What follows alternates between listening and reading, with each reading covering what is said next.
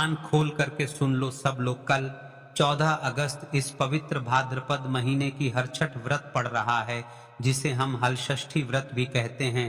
देखिए महाराज, यह कोई आम नहीं है। आज की शिव महापुराण की कथा से सब लोग सुने।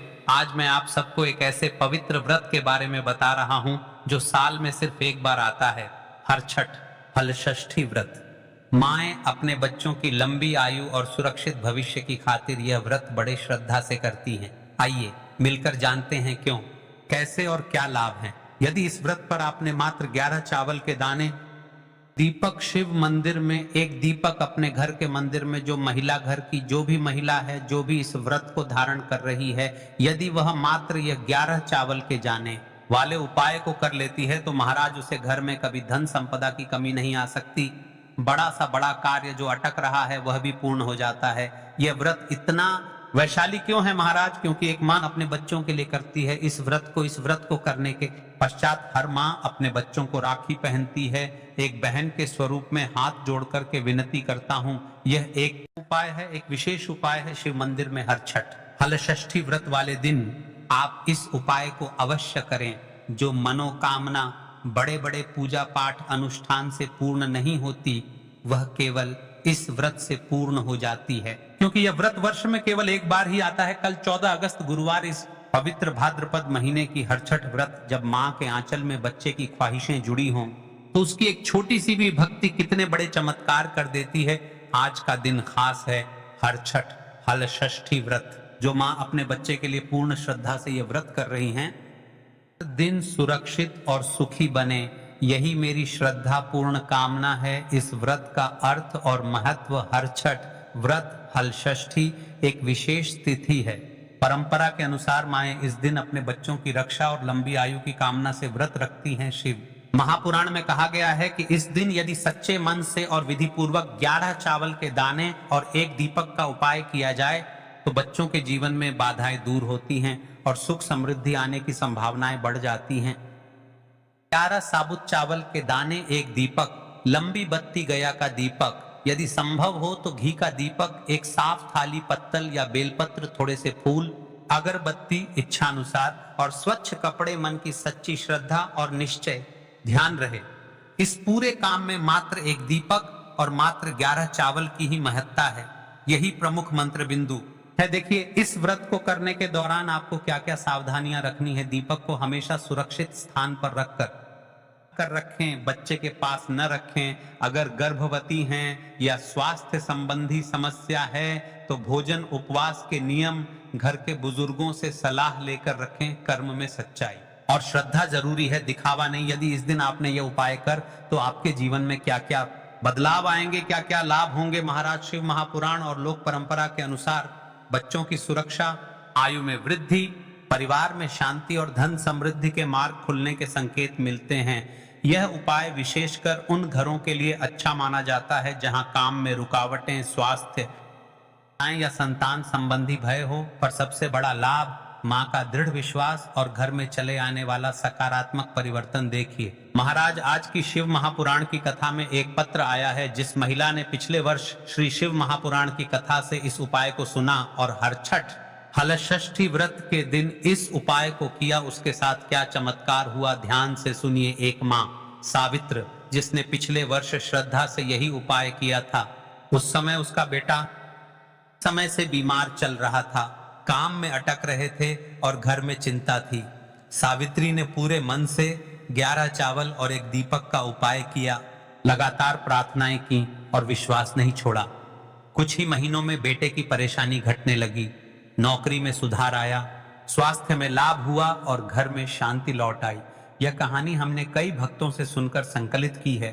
संदेश यही है, श्रद्धा और कर्म में जब सच्चाई हो, चमत्कार अक्सर दिखाई देते हैं। हरछठ हलषष्ठी यह है इस व्रत की कृपा। देखिए महाराज, व्रत कोई से भी हो, आम नहीं, क्योंकि यह व्रत वर्ष में केवल एक बार ही आता है। इसलिए जो मनोकामना बड़े बड़े पूजा पाठ अनुष्ठान से पूर्ण नहीं होती, वह मात्र इस उपाय को करने से पूर्ण हो जाती है। यह कोई आम उपाय नहीं है। महाराज अब उपाय में आगे बढ़ने से पहले आपसे विशेषकर निवेदन है, चैनल पर नए भक्त हो तो चलो सब्सक्राइब कर ले। देखिए पिछले वीडियो में जिन्होंने कमेंट किया था अपनी राशि से जुड़ा भाग्य जानने के लिए, आज की वह 2 विशेष राशि है कर्क राशि। इस दिन इस राशि का विशेष योग रहेगा, धन संपदा में वृद्धि हो सकती है। यदि हर छठ दिन कर्क राशि वाले लोग इस उपाय को करते हैं तो जीवन में सफलता प्राप्त होने होगी। दूसरी ओर विशेष राशि है तुला राशि। इस दिन आपके जीवन में चल रही बढ़ाएं समाप्त होगी। यदि आप भी इस व्रत को कर रहे हैं तो सबसे पहले आपको शिव मंदिर में इस 11 चावल के दाने वाले उपाय को अवश्य करना चाहिए। जो लोग बच गए हैं उनसे विशेषकर निवेदन है, आप अपना नाम और अपनी राशि कमेंट बॉक्स में अवश्य डालें। अगले वीडियो में हम आपकी राशि से जुड़ा भाग्य अवश्य बताएंगे। तो चलिए चलते हैं अब उसे विशेष उपाय की तरफ। तो कल हरछठ व्रत के दिन करना है। देखिए उपाय को हम विस्तार से बचाने वाले हैं, क्योंकि इस उपाय को करने में आपको किसी भी प्रकार की गलती नहीं करना है। संपूर्ण बातें को ध्यान से सुनें। हमें कितने बजे से लेकर कितने बजे के बीच में करना है, तो देखो सुबह जितनी जल्दी हो सके आप उपाय को करने की कोशिश करना। बाकी अगर किसी कारणवश लेट भी हो जाओ, थोड़ी देर भी हो जाए, तो 10 या 11 बजे तक भी आप उपाय कर लेना, पर 12 बजे से ज्यादा देरी ना हो। ठीक है, इस बात का ध्यान रखना उसके बाद में। दोस्तों अगर शाम के समय प्रदोष काल की बात करें, प्रदोष काल का जो समय है होता है वह शाम के 6 बजे से शुरू हो जाता है। शाम के 6 बजे से लेकर 7 बजे के बीच का जो समय होता है ये समय प्रदोष काल का समय होता है। पर अभी जो मौसम चल रहा है, इस मौसम में जो है शाम बहुत देरी से होती है, तो आप इस उपाय को 7 या 8 बजे के बीच में भी कर सकते हो। मतलब शाम के 6 बजे से रात 8 बजे के बीच में आप कभी भी इस वाले उपाय को कर सकते हो, उसमें कोई भी दिक्कत वाली बात नहीं है। अब दोस्तों यहाँ पर इस उपाय को लेकर एक और सबसे बड़ी बात ये निकल कर आती है कि इस 11 चावल के दानों को हमें लेना कहाँ से होता है, और हमें को करने के साथ में क्या और कुछ भी सामग्री ऐसी होती है जो शिव जी के मंदिर लेकर जानी पड़ती है।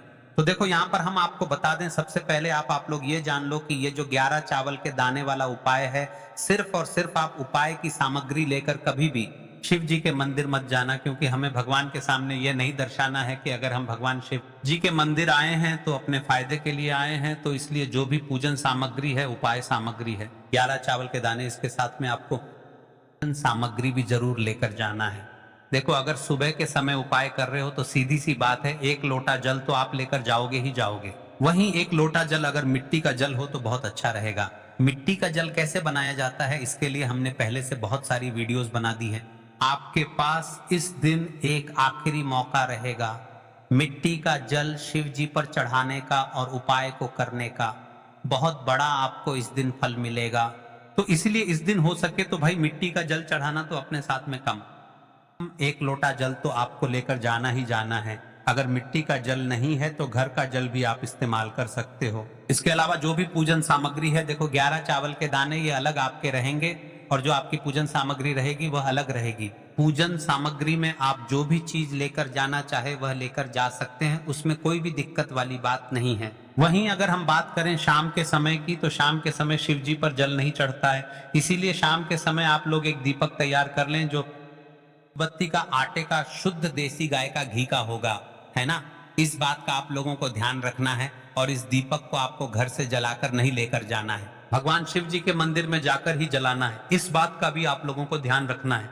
अब दोस्तों यहाँ पर हमें इस बात को समझना है कि यह 11 चावल के दाने हमें लेना कहाँ से है। क्या हमें दुकान से लेकर आना है, या हमें अपने घर से लेना है, या कहाँ से लेकर आना है, और कौन से चावल लेना है, क्योंकि चावल भी बहुत प्रकार के होते हैं। तो देखो इन सभी सवालों के आप लोग एक बात में सुन लो कि भाई ये जो उपाय है, इस उपाय में आपको ये नहीं देखना है कि भाई कौन से चावल है कौन से चावल नहीं है।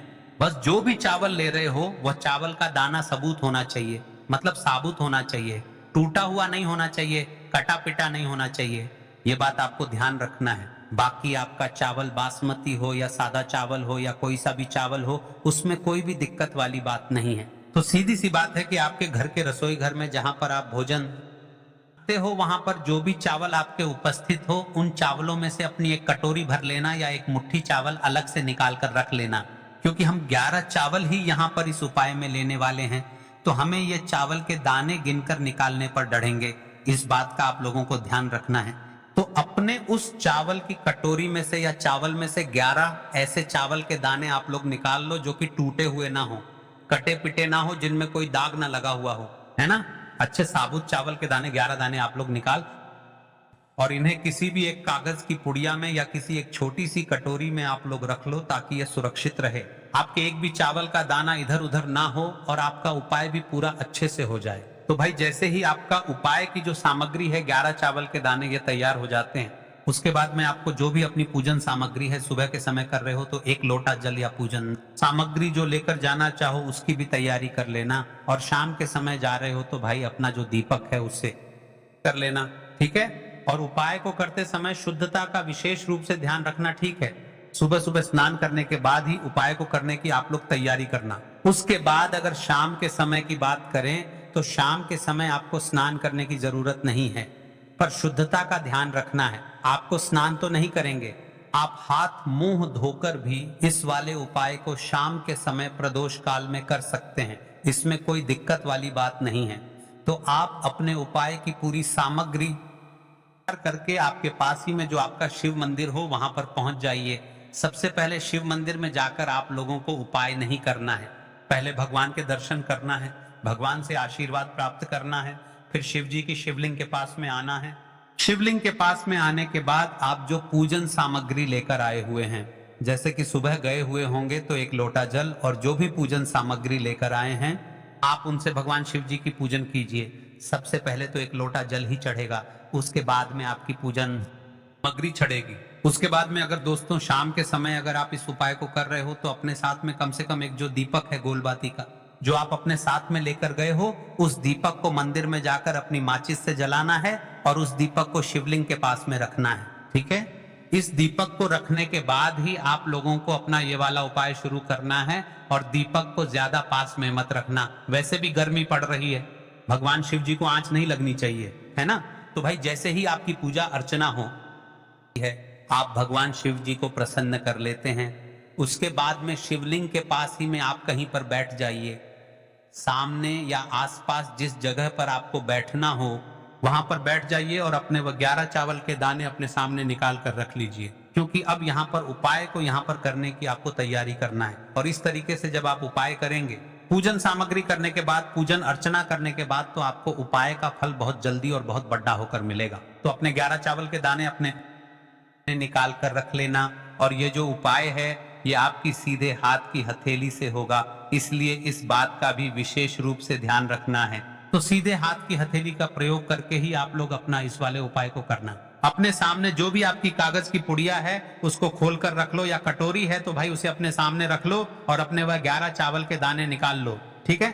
उसके बाद में दोस्तों अब आपको क्या करना है कि शिवलिंग आपके सामने होगी तो आपने वह 11 चावल के दाने एक एक करके तो शिव जी के शिवलिंग के ऊपर चढ़ाना है। कहां पर चढ़ाना है? शिवलिंग के ऊपर चढ़ाना है और कहीं पर भी नहीं चढ़ाना है। आपको अपने हथेली से तो शिवलिंग के ऊपर चढ़ना है, भले ही फिर वह अपने आप जलाधारी पर गिर जाए या मतलब वहीं पर गिर जाए, उसमें कोई दिक्कत वाली बात नहीं है, पर आप चढ़ाओ शिवलिंग के ऊपर ही। तो आपको क्या करना है, अपना पहला चावल का दाना उठाना है, श्री शिवाय नमस्तुभ्यम बोलना है और शिवलिंग पर चढ़ा देना है। इसी तरीके से दूसरा चावल का दाना उठाए, शिवलिंग पर चढ़ाना है और मंत्र है, और फिर तीसरा चावल का दाना उठाना है, श्री शिवाय नमस्तुभ्यम बोलना है और चढ़ा देना है। इसी प्रकार से आपको पूरे 11 चावल के दाने एक एक करके शिव जी के शिवलिंग के ऊपर चढ़ाना है और भगवान से प्रार्थना करते जाना है। मतलब प्रार्थना तो आपको आखिरी में करना है, पर हर एक चावल के दाने को चढ़ाते समय श्री शिवाय नमस्तुभ्यम जरूर बोलना है। उसके बाद ही में यह चावल का दाना शिवलिंग के ऊपर आपको चढ़ाना है। जैसे ही आपके 11 चावल के दाने शिवलिंग के ऊपर 4 हैज जाते हैं तो भाई उसके बाद में आपको भगवान से अपनी मनोकामना बोलना है। मनोकामना भी कब बोलना है? जब आपका 11 चावल का दाना आपके सीधे हाथ की हथेली में हो और आप उसे चढ़ाने के लिए जा रहे हो, श्री शिवाय नमस्तुभ्यम बोलकर उस आखिरी चावल के दाने को शिवलिंग के ऊपर चढ़ा देना और भगवान से फिर अपनी वह मनोकामना बोल देना, जिस मनोकामना के लिए आप लोग अपना ये वाला उपाय कर रहे हो, जिस भी दुख और परेशानी के लिए आप लोग अपना ये वाला उपाय कर रहे हो, उसके बाद में जैसे ही आप अपनी मनोकामना बोल तो आपका ये वाला उपाय पूरा हो जाता है।